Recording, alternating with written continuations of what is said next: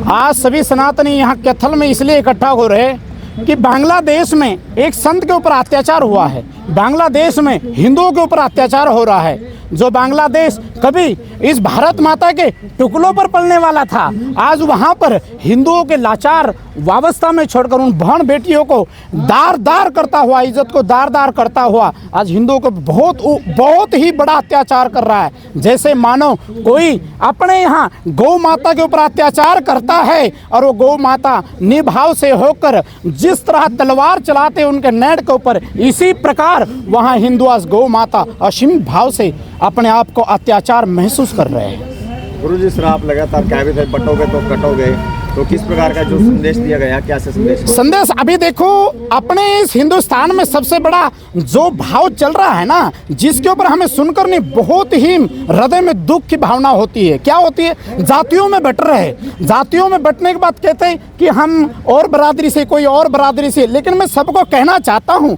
जो अभी नारा चल रहा है कैसे बटोगे तो कटोगे, ये किसी व्यक्ति विशेष नहीं है, कोई या पार्टी विशेष नहीं है, ये हिंदू समाज के ऊपर है कि आप जातियों में बटोगे तो कोई ना कोई, जैसे बांग्लादेश में आपके ऊपर अत्याचार कर रहा है, कल भारत में आकर भी आपके ऊपर अत्याचार होगा। इसलिए कहते बटोगे तो कटोगे, तो बटोगे तो जरूर कटोगे। तो सभी धर्मों को एक होकर भारत माता के जिस प्रकार अंग्रेजों ने आकर और मुगलों में आकर यहाँ पर अत्याचार किया था, आगे चलकर ये अत्याचार कभी ना हो, इस करके ये नारा भारत, पूरे भारत में ही नहीं विश्व में भी गूंज रहा है कि आप जातियों को छोड़कर एकत्र भाव होकर भारत माता की रक्षा करो।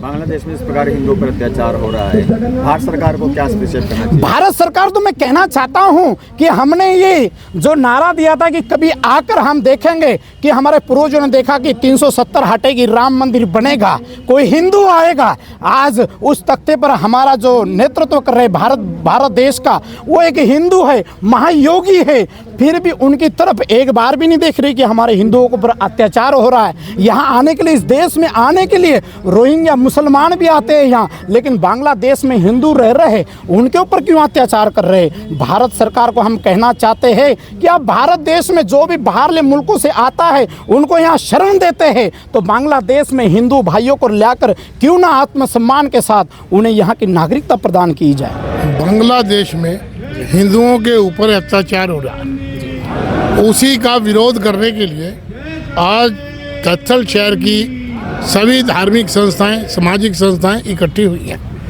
उनका कहना ये है कि हमारे जो राजनेता, हमारी जो राजनीतिक पार्टियां हर रोज़ अल्पसंख्यक का डंडोरा पीटती हैं, क्या उनको दिखाई नहीं देता कि बांग्लादेश में हिंदुओं के साथ क्या हो रहा है? क्या बांग्लादेश में हिंदू जो है अल्पसंख्या में नहीं है?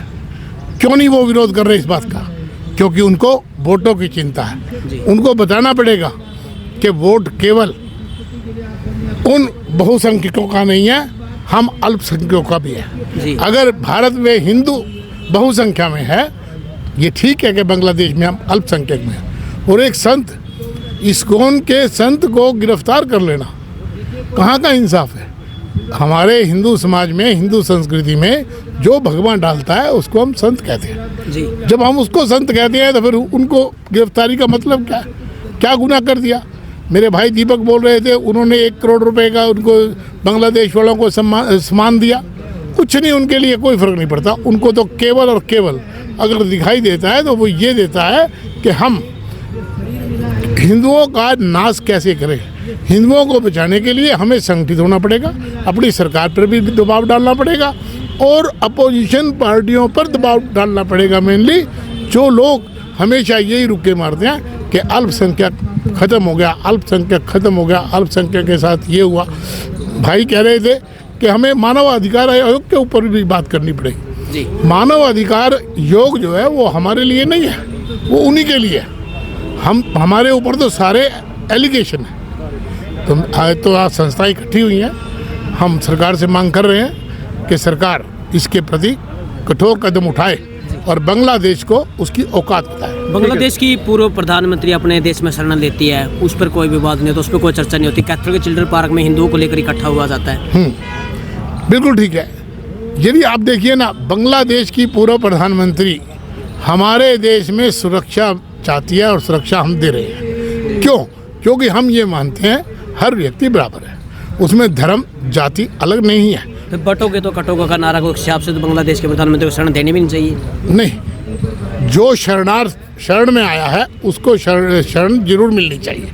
जो बटेगा तो कटेगा का मतलब क्या है कि हम संगठित रहेंगे जी, तो हमारी ताकत है, वरना बिना संगठन के कोई ताकत नहीं।